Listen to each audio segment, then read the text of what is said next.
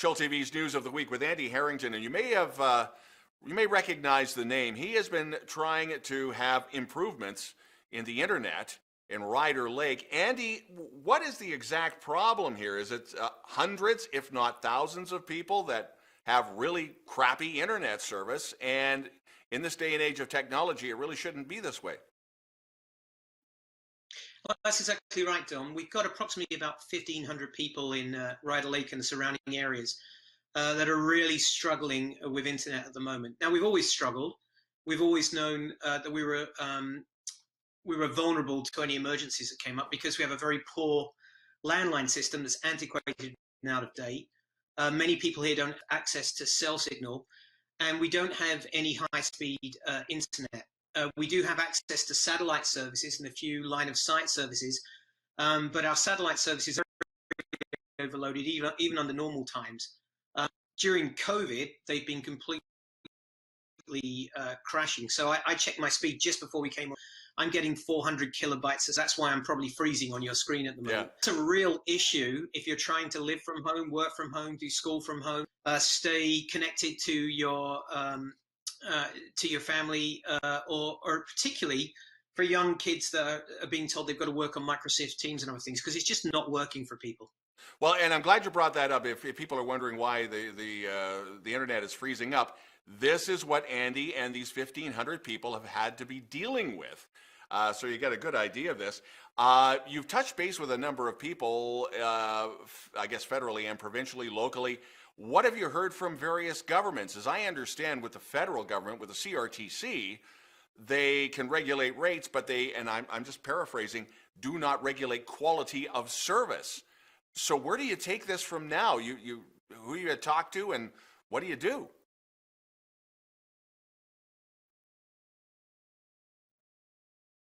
Well, there's a couple of things. The first one, there has been a recognition, a special crisis.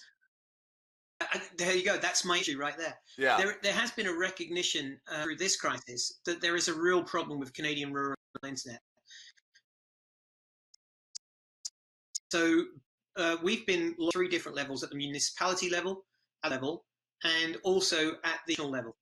So we know that our letter was forwarded to MP Mark Stroll to the federal concerned. We know there has been some on that. We've also had a response from our local MLA, and we've had some Twitter, but not yet actually had a letter, the Minister of Citizen Services.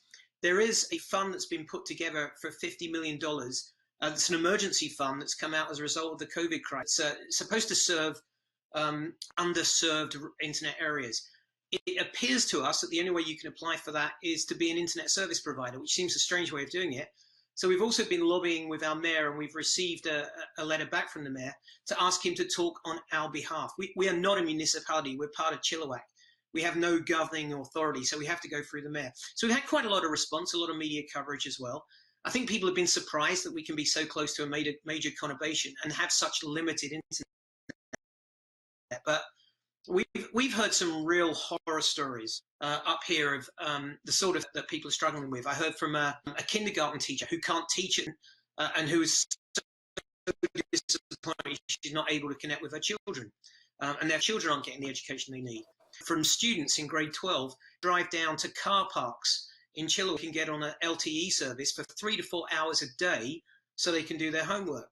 I've heard from grandparents who are looking after kids, one of whom actually had a $1,200 internet bill because they do have cell service in that area, but they don't have internet, and so they've had to use their hub, their phone hub, as a hotspot. $1,200. Andy, Andy, I got to stop you there. With the speed and the cost. I've got to stop you there, but the freezing up is exactly the point that has to be made of the poor connectivity on this. Stay in touch by phone or by email, and we want to keep on top of this story. Andy, again, thank you for stopping by and taking some time out from your day. And again, technology-wise, this gives a lot of people exactly a reason why there is such a concern because of this freezing that we've had in our interview. Andy, a big thank you again. I'm Don Lehn, and you're watching Chill TV's News of the Week.